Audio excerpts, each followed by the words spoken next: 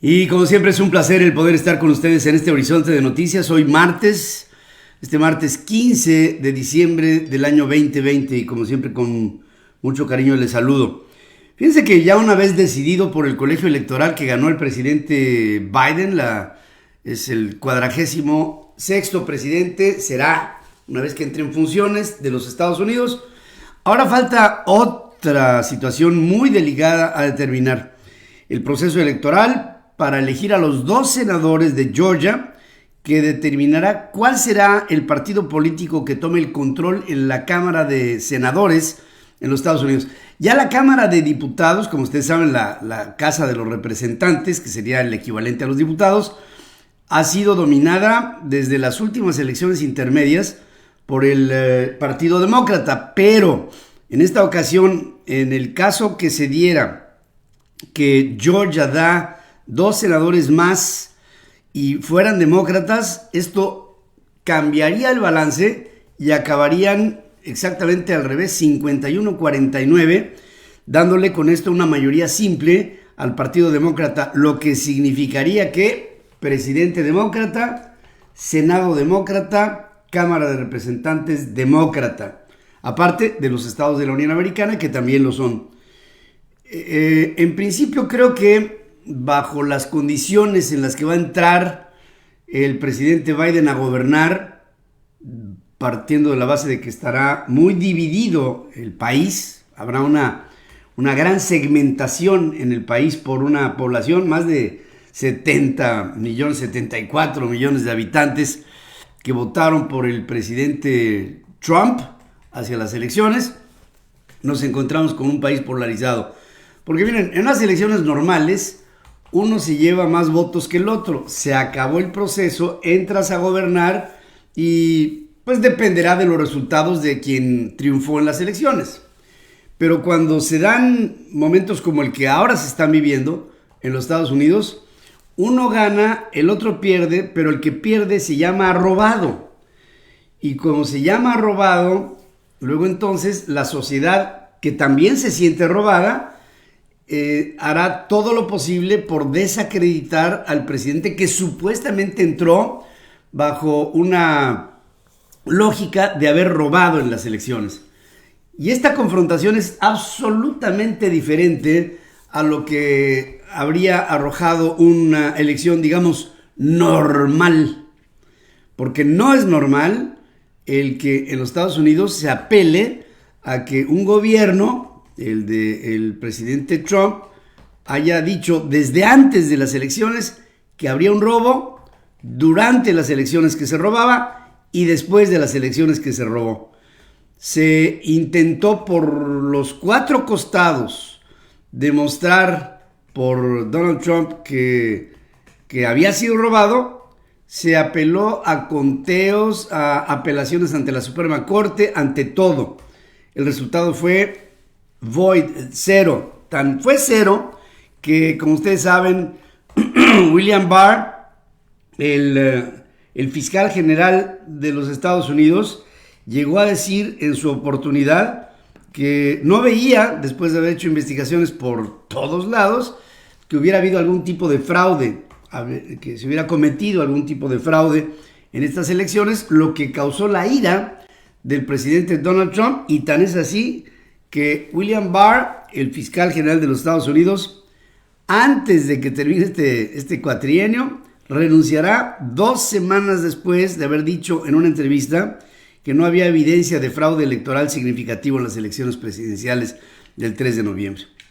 Y el presidente publica en su cuenta de Twitter que Barr ha hecho un trabajo sobresaliente, informando que renuncia al cargo a partir del 23 de diciembre, menos de un mes antes de que el presidente Trump deje el poder, y será reemplazado por el fiscal general adjunto Jeff Rosen, que ya aquí pues, se ve que Jeff Rosen llega como bateador emergente, no diría yo como cuarto bat, sino como bateador emergente ante las condiciones en las que se queda el equipo del presidente Donald Trump. Realmente es complicado este asunto y desafortunada, porque una crisis política, porque hay una crisis política, es innegable, una crisis de salud. Las predicciones, por ejemplo, un hombre que hay que atender siempre es a la serie de observaciones que constante hace Bill Gates. Bill Gates no solamente es un tycoon de la vida, de la comunicación, de la computación y del software y del hardware. No, Bill Gates es un hombre que le gusta pensar en función de datos, tiene un equipo de pensamiento impresionante, un think tank que constantemente le alimenta de información para dar a conocer algunas de sus posturas. Y este filántropo y este empresario, en entrevista con una cadena de televisión norteamericana, la CNN, habló de la pandemia por el coronavirus y de la situación por la que al respecto pasa Estados Unidos. Algo sobre lo que advierte que en los próximos 4 a 6 meses el país enfrentará la fase más letal de la contingencia, al menos hasta que las vacunas puedan distribuirse de manera amplia entre la población. ¿Por qué?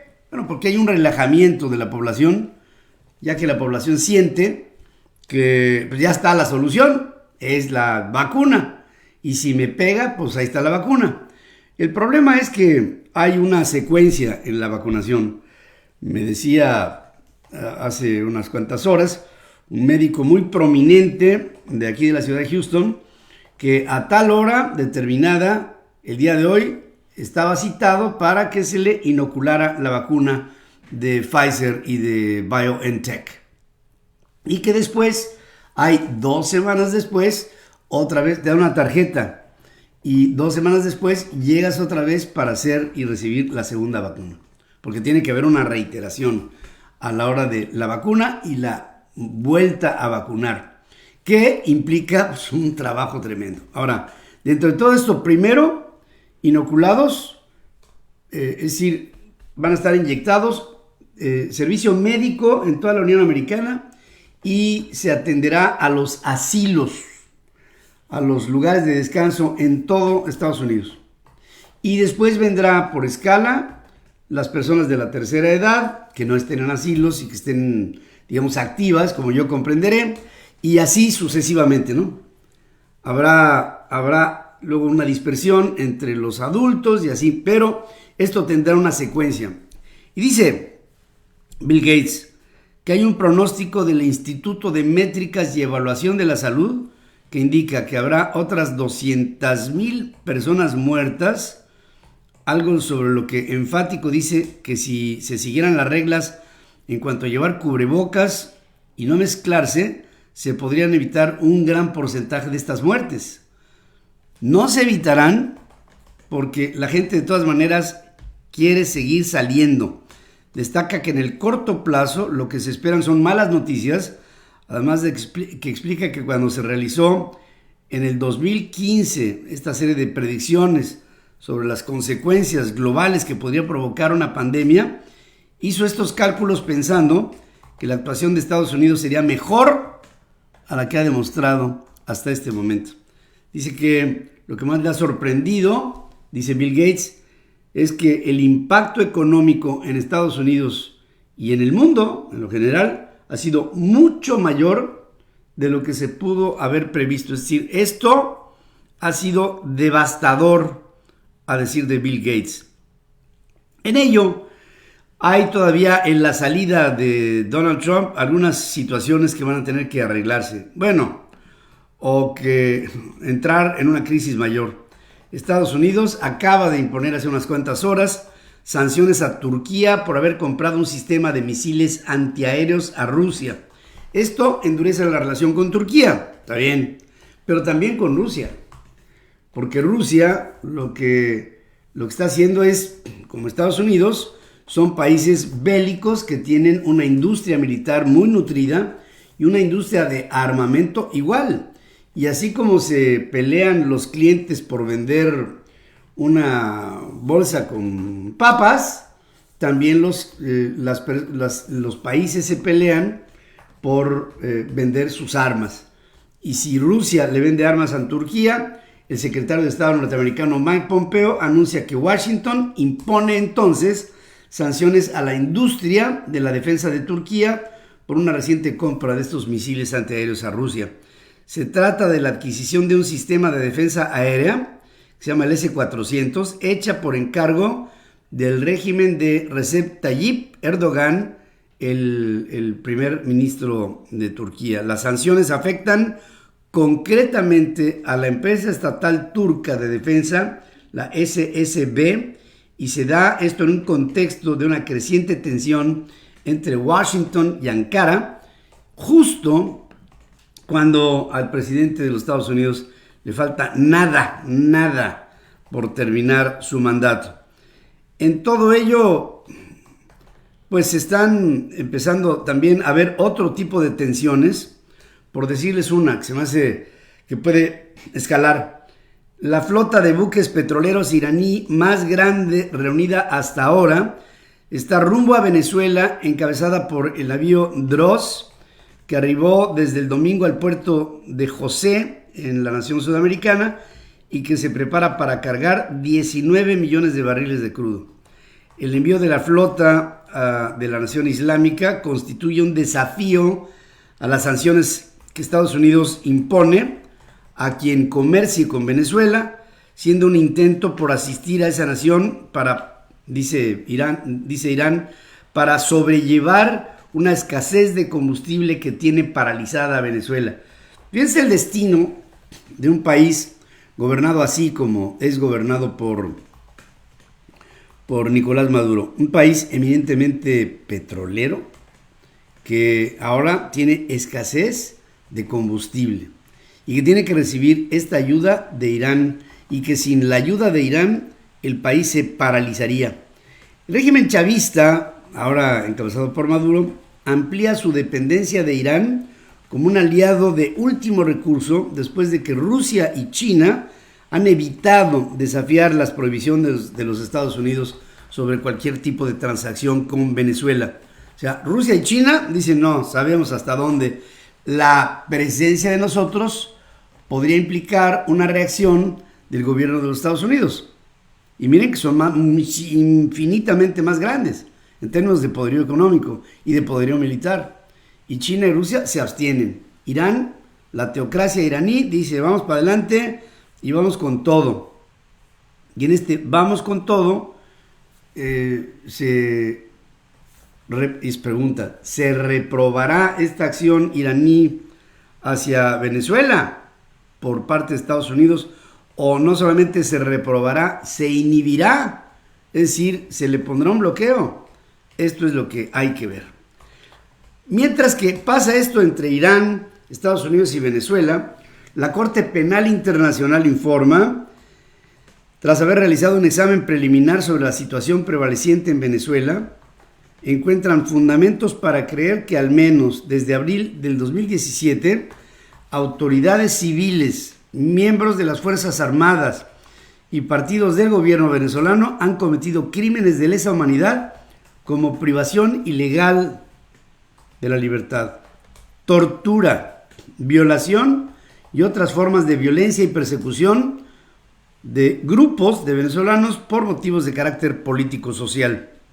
A través de un comunicado, enumeran las fuerzas de seguridad del régimen de Maduro, cuyos efectivos son presuntamente responsables de crímenes, señalando a la Policía Nacional Bolivariana, al Servicio Bolivariano de Inteligencia Nacional, a la Dirección General de Contrainteligencia Militar, a la Fuerza de Acciones Especiales y al Cuerpo de Investigaciones Científicas, Penales y Criminalísticas, a la Guardia Nacional Bolivariana, al Comando Nacional Antiextorsión y Secuestro y algunas otras unidades de las Fuerzas Armadas Nacionales bolivarianas, como las principales promotoras de transgresiones hacia la sociedad venezolana que implican actos de lesa humanidad.